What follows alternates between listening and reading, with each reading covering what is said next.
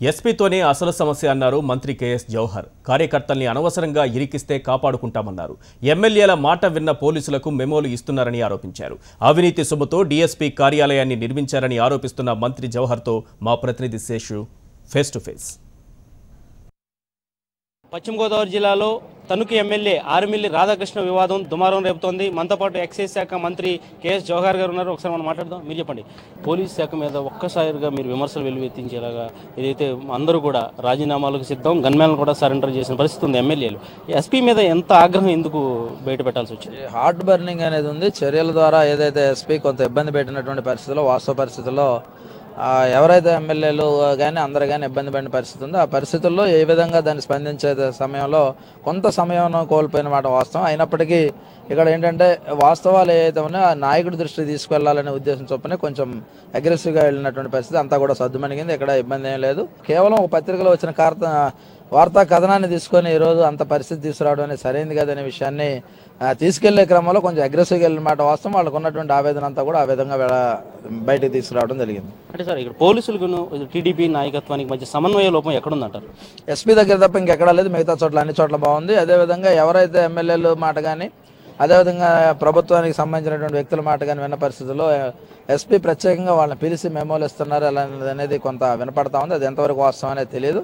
అలాంటి చర్యలు జరిగితే మాత్రం తప్పకుండా దాన్ని ఖండించాల్సినటువంటి పరిస్థితి ఉంది. ఎందుకంటే పొలిటికల్ గవర్నెన్స్లో న్యాయం అనేది జరగాలి తప్ప అన్యాయంగా ఎవరిని ఇరికించమనో లేకపోతే ఇంకో పార్టీని ఇబ్బంది పెట్టాలనేది తెలుగుదేశం పార్టీ యొక్క ఇదిగా విధానం కాదు. అంటే ఇప్పుడు ఈ విధంగా ఎమ్మెల్యేలు పోలీస్ శాఖ మీద ఒత్తిడి తీసుకురావడంతో బాధ్యులు నిజంగా తప్పు చేసిన వారు కూడా బయటపడే అవకాశాలు ఉన్నాయి కదా? వాస్తవంగా ఆ రోజు జరిగిన యథార్థ ఘటన చూస్తే మొత్తం 2 గ్రూపుల మీద కేసులుండి కేవలం తెలుగుదేశం పార్టీ కార్యకర్తల మీదే రిమాండ్కి పంపడం అనే దాని మీదే అక్కడ బర్నప్ అయినటువంటి విషయం మనం చూస్తూ ఉన్నాం. అదేవిధంగా వైఎస్ఆర్సీపీకి సంబంధించినటువంటి వ్యక్తులని ఎవరికి ఈ రోజు కూడా అరెస్ట్ చేయకుండా రిమాండ్కి పంపించకుండా ఇద్దరు ఘర్షణలో పరస్పర ఘర్షణ జరిగిన సందర్భంలో ఇద్దరికి ఒకే సెక్షన్లు పెట్టి చేసిన దానిలో తెలుగుదేశం పార్టీ కార్యకర్తలను మాత్రమే అరెస్ట్ చేసి రిమాండ్ పంపడం వల్ల అంత బర్నప్ అనేది జరిగింది. దాన్ని సరి చేసుకోమని కూడా నేను కూడా స్వయంగా కోరాను. అది సరి చేసుకుంటారని ఆశిస్తాను. డీఎస్పీ ఆఫీస్ కూడా అవినీతి సొమ్ముతో నిర్మించారని చెప్పేసి కూడా మీరు ఒకప్పుడు విమర్శించారు. అంటే ఏ స్థాయిలో ఇక్కడ పోలీస్ శాఖలో అవినీతి జరుగుతుంది? ఈరోజు డిఎస్పీ ఆఫీస్ అనేది ఎటువంటి అనుమతులు లేకుండా నిర్మించడం అనేది జరిగింది. దానికి నేను స్వయంగా ఎస్పీ గారి దృష్టి కూడా తీసుకెళ్ళి ఇక్కడ డిఎస్పీ ఆఫీస్ ఎలా కడతారు, ఏ విధమైనటువంటి అనుమతులు ఉన్నాయి, ఏ విధంగా ఫండింగ్ వచ్చింది, ప్రభుత్వ సొమ్ముని ఏ విధంగా వినియోగిస్తున్నారు, ప్రభుత్వ సొమ్ము కాకుండా దేంతో కడుతున్నారని దాని మీద లెక్కపత్రం లేకుండా చేసిన దాని మీద తప్పకుండా, ఎందుకంటే ఏదైతే అవినీతి జరుగుతుందో అవినీతిని నిలదీయటంలో ప్రభుత్వంలో ఉన్నా వేరే దగ్గర ఉన్నా కానీ మేము ఖచ్చితంగా స్పందించాల్సిందే. ఆ స్పందించే క్రమంలోనే అక్కడ కొవ్వూరులో జరిగినటువంటి డిఎస్పీ ఆఫీస్ వివాదం అనేది అలా జరిగింది. అంతేకాకుండా అక్కడ స్థానికంగా ఒక కౌన్సిలర్ 3 పర్యాయాలు కౌన్సిలర్గా చేసినటువంటి పాకా గోపాలకృష్ణ గారి హత్య తర్వాత జరిగినటువంటి హత్యకు ముందు హత్య తర్వాత జరిగిన పరిణామాల విషయంలో పోలీస్ శాఖ అక్కడ డిఎస్పీ వైఫల్యం చెందిన విషయాన్ని కూడా నేను తీసుకువెళ్ళటం, ఆయన ఆ వైఫల్యాన్ని కప్పిపుచ్చుకుంటూ అది సమర్థించినటువంటి క్రమంలోనే ఎన్నుకొని గొడవలు జరిగాయి. పోలీస్ శాఖ ప్రక్షాళన జరగాలి, ఎస్పీ బదిలీ కావాలని చెప్పి ప్రధానంగా డిమాండ్ చేశారు. సీఎం దృష్టికి ఈ విషయం కూడా తీసుకెళ్లారు. సానుకూలంగా స్పందన ఉందా?